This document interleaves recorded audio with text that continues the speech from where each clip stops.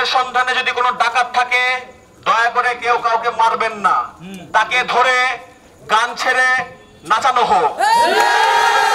দেশের চলমান প্রেক্ষাপটে টহলে নেই আইনশৃঙ্খলা রক্ষাকারী বাহিনী। গত কয়েকদিন ধরে রাজধানীর বিভিন্ন এলাকায় ধরা পড়েছে ডাকাত দলের সদস্যরা। ডাকাত আতঙ্কে দিন পার করা রাজধানীবাসী এবার নেমে পড়েছে নিজেদের এলাকার সুরক্ষা নিশ্চিতে। আমরা এখানে আমাদের পঞ্চায়েতের থেকে আমাদের করা হয়েছে, একটা টিম করা হয়েছে। প্রতিদিন সবাই ভিন্ন ভিন্নভাবে আমরা ডিউটি করতেছি। তো যেখানে মানে ছোট ছোট গলি আছে, তারপরে আপনার যেখানে লাইটগুলি নেই, অনেকগুলি লাইট কিন্তু আপনার নষ্ট হয়ে গেছে। তো দেখা গেছে যে আমরা ওখানে একটু বেশি, আমাদের যে টিমগুলি আছে ওখানে বেশি পর্যবেক্ষণ করতেছে। নগরীর বিভিন্ন এলাকায় লাঠিসোঁটা নিয়ে অবস্থান নিয়েছে এলাকাবাসী। সন্দেহভাজন ব্যক্তি ও গাড়ি থামিয়ে করা হচ্ছে তল্লাশি। ডাকাত দলের কোনো সদস্য ধরা পড়লেই তুলে দেওয়া হচ্ছে সেনাবাহিনীর হাতে। আমরা পেয়েছি, কিন্তু তারা ছোটোখাটো ছিনতাইকারী বা চোর, ওইভাবে কোনো ডাকাত চক্র আমরা এখনো পাই নাই।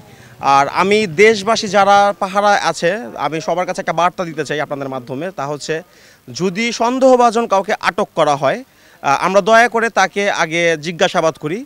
প্রমাণ সাপেক্ষে যদি তার কোনো ধরনের অভিযোগ প্রমাণ হয়, আমরা সেনাবাহিনীর কাছে হস্তান্তর করব। আমাদের হাজিরবাগ থানায় যে এখন বর্তমান যে আর্মিদের অফিসার আছে, তাদের নাম্বারও আছে আমাদের কাছে, আমরা সাথে সাথে তাদেরকে হস্ত করে দিয়ে দিই। পাশাপাশি নিরপরাধ কোনো ব্যক্তিকে হয়রানি না করার অনুরোধ সাধারণ মানুষের। যারা টহলদারে আছে তারা যেন ভালো করে যাচাই বাছাই করে ডাকাত বা চোর বুঝে মারে। হ্যাঁ, নিরীহ মানুষকে যাতে না মারে। আমি দুই দিন অবজারভেশন করছি, সে খুব ভালো মানুষ, কিন্তু তাকে জনগণও পিটাইছে এবং আর্মিও এসে পিটাইছে। দেন তার রক্ত বের হয়ে গেছে। ছাত্রদের দায়িত্বশীল আচরণে মুগ্ধ এলাকাবাসী। রাতভর পরিশ্রম করেও নিজেদের মধ্যে আনন্দ ভাগাভাগি করতে রাখা হয়েছে খাবারের ব্যবস্থাও। আমরা ডাকাত খুঁজতে খুঁজতে এক পর্যায়ে ভোর হয়ে গেছি। এই কারণে আর কি সবাই মিলে সম্মিলিতভাবে হাজারীবাগের যেসব ভাইরা আমাদের টহলে আছে তাদের নিয়ে একটা ছোট্ট খাট্ট আয়োজন। যে অনেকেই এখানে আসে কিন্তু রাত্রে খাবার দেখা যায় খেয়ে আসে না, তো এর জন্য উনি নিজে থেকে উদ্যোগ নিয়েছে যেন যারা না খেয়ে আসছে বা খাবারের প্রয়োজন মনে করে তারা যেন আমাদের পার্কে এসে খাবারটা পাইতে পারে। আমি আমার অন্তর থেকে দোয়া করছি যে আল্লাহ তাদেরকে এদেশ বিনির্মাণে তাদের সহায় হোক, তারা আমি এই কামনাই করি। অন্যদিকে যে কোনো বিচ্ছিন্ন ঘটনা এড়াতে রাজধানীর বিভিন্ন মসজিদ ও মন্দির পাহারা দিচ্ছে এলাকাবাসী। সংখ্যালঘুদের উপর যে কোনো সহিংসতা এড়াতে মাদ্রাসা ছাত্রদের দেখা গেছে মন্দির পাহারায়। না, এলাকাবাসী সাহায্য করছে, মুসলমান ভাইয়ের লোকে আছে, অনেক হেল্প করতে আছে আমাদের। 5 দিন ধরে যাবত রাত জাগতেছি, কোনো সমস্যা হয় নাই।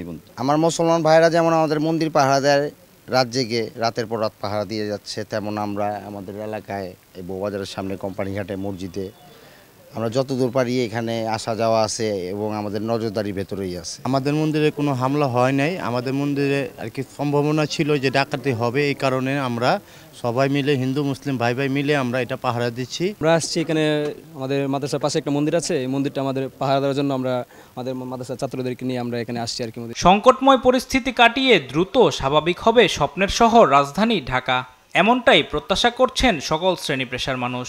তরুণদের নেতৃত্বে আরও এক ধাপ এগিয়ে যাবে অসাম্প্রদায়িক বাংলাদেশ। আলিমুজ্জামান সাফওয়ান, দেশ টিভি, ঢাকা।